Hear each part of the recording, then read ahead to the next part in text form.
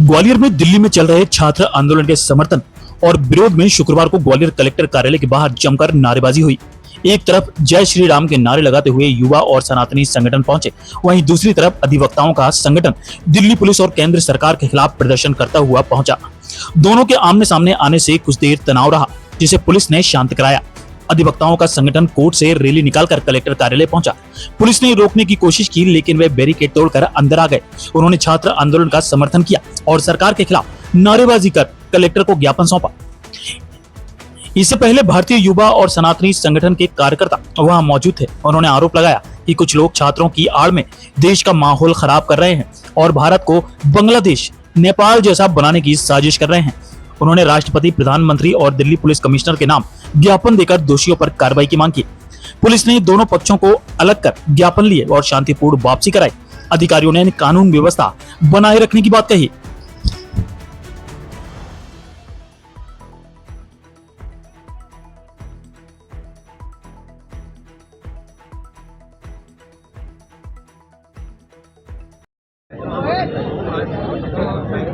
आज कलेक्ट्रेट में घेरा किया गया था क्या? देखिए, सभी वकीलों के द्वारा कलेक्ट्रेट परिसर में जो है पैदल मार्च कर हम लोग गए थे और वहाँ हमने घेराव किया था। कलेक्ट्रेट का हमने ज्ञापन भी दिया था और हमने ये मांग की है कि धर्मेंद्र प्रधान का इस्तीफा होना चाहिए और जो आदेश लाठियाँ चलाने के लिए निकाला गया था और जिन लोगों ने निकाला था, जो देश के प्रधानमंत्री हैं, देश के गृह मंत्री हैं, उनका भी इस्तीफा होना चाहिए। कि आपने भी देखा, पूरे देश ने देखा कि किस तरीके से दिल्ली में बर्बरतापूर्वक लाठियाँ चलाई गई, पैलेट गन चलाई गई, तमाम सारे छात्र घायल हैं।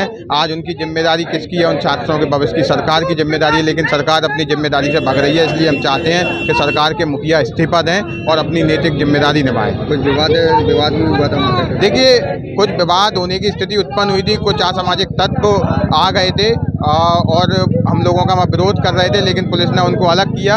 हम ऐसे असामाजिक तत्वों का भी विरोध करते हैं और पुलिस से निवेदन करते हैं, ये मांग करते हैं कि ऐसे असामाजिक तत्वों पर तुरंत कार्रवाई होना चाहिए, FIR होना चाहिए। आखिर ऐसे लोग जो है परमिशन होने के बावजूद, प्रशासन की परमिशन होने के बावजूद प्रशासन में दखल देने के लिए कैसे आ गए? इसका मतलब जो है प्रशासन ने उन पर अभी तक कोई गिरफ्तारी नहीं की, अभी तक कोई कार्रवाई नहीं की। इसका मतलब प्रशासन भी इस मामले में उनकी तरफ ढील दे रहा है। हमारी मांग है कि ऐसे लोगों पर तत्काल कार्रवाई हो जो शहर का माहौल ख़राब करना चाह रहे हैं, आंदोलनकारियों पर हमले कर रहे हैं, जो देश को बचाने की लड़ाई लड़ रहे हैं, उन पर हमले कर रहे हैं।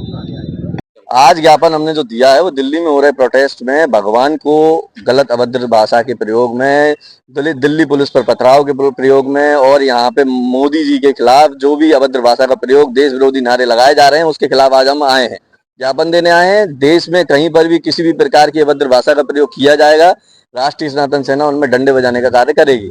हम स्टूडेंट के साथ में हैं, कोई हम खिलाफ नहीं है। जो भी लीक हुए हैं, जो भी इसमें सम्मिलित पाए जाते हैं, उनका तत्काल प्रभाव से उनको हटाया जाए, लेकिन देश विरोधी नारे, भगवान के खिलाफ कोई भी अभद्र भाषा का प्रयोग करेगा, डंडा बजाया जाएगा। टकराव इसलिए था कि जो आए थे यहाँ अधिवक्ता जी आए थे, हम इसीलिए हम बोल रहे थे कि कोई भी देश विरोधी नारे नहीं लगाएगा। आपकी जो मांगे, आप मांगों को रखिए, देश विरोधी नारे लगाओगे, डंडे बजाएंगे। मैं राष्ट्रीय सनातन सेना से प्रदेश अध्यक्ष पंकज ठाकुर।